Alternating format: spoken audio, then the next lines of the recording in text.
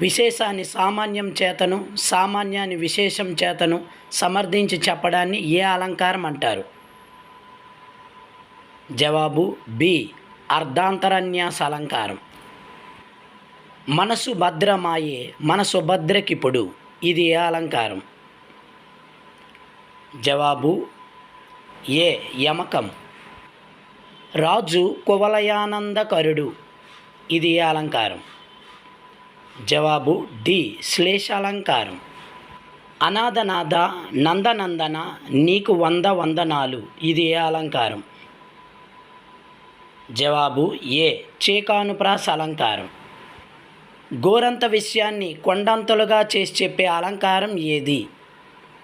జవాబు సి అతిశయోక్తి అలంకారం.